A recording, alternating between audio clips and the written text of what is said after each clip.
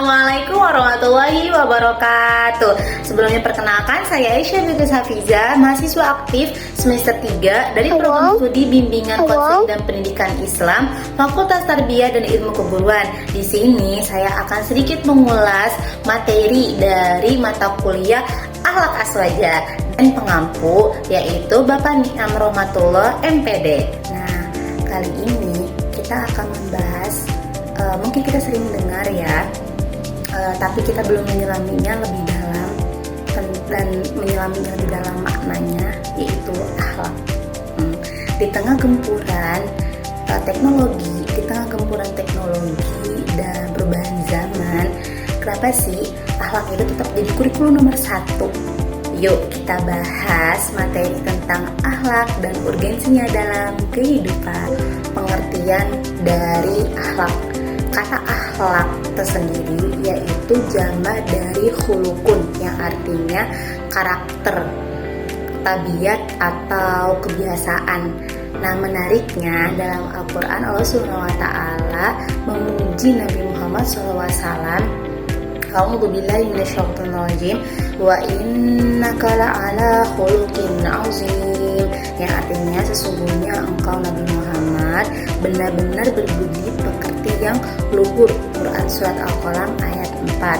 Masya Allah, tabarakallah, beliau ini benar-benar memang ya menjadi pedoman bagi umat di dunia. Nah, secara istilah yaitu menurut Imam Al-Ghazali, beliau mendefinisikan bahwa akhlak adalah kondisi jiwa yang telah mendarah daging gitu ya, atau refleks jiwa. Nah, semisal kita membantu seseorang tuh secara spontan gitu ya, tanpa direkayasa, tanpa paksaan, tanpa dibuat-buat, kita akan membantu orang tersebut gitu ya. Jiwa dalam diri kita tuh telah terdidik gitu ya. Itu tandanya akhlak dalam diri kamu sudah terinstal dengan baik di dalam jiwa. Kemudian ada dasar-dasar ilmu akhlak. Ilmu akhlak gak muncul dari ruang hampa, tetapi ada 3 pilar utama yang menjadi dasarnya: Al-Quran, Al-Hadis, dan akal pikiran. Al-Quran sebagai rujukan utama karena kebenarannya mutlak. Al-Hadis ini adalah contoh konkret. Nabi Muhammad SAW bersabda bahwa beliau diutus untuk menyempurnakan kemuliaan akhlak. Beliau ini sosok yang sangat diakui dunia sebagai manusia yang sangat berpengaruh dalam sejarah. Dan terakhir itu akal pikiran. Agama Islam sangat menghargai akal. Dengan akal manusia dapat bisa membedakan mana manfaat, mana mudarat, mana yang benar dan mana yang salah, sehingga kita tidak tersesat di jalan. Pernah gak sih kalian ketemu orang yang pinter banget tapi kok nyebelin ya? Nah, dari situlah kita sadar ilmu aja gak cukup, pinter aja gak cukup, kita butuh yang namanya akhlak.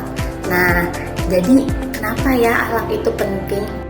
Pentingnya akhlak dalam kehidupan karena untuk menciptakan kedamaian. Bayangkan jika kita berakhlak semua, gak ada tuh yang namanya drama atau konflik-konflik. Tetapi beda lagi yang kita bayangkan kalau di suatu tempat gak ada akhlaknya, pasti isinya saling sikut, iri dengki, ya gak sih? Nah, dan sebagai navigasi hidup, akhlak itu bisa sebagai navigasi hidup. Hidup ini penuh dengan tantangan teman-teman. Dengan akhlak yang baik, kita lebih bijaksana dalam mengambil keputusan dan lebih tenang dalam menghadapi masalah. Akhlak bikin kita jadi manusia yang punya prinsip, bukan yang ikut-ikutan tren negatif.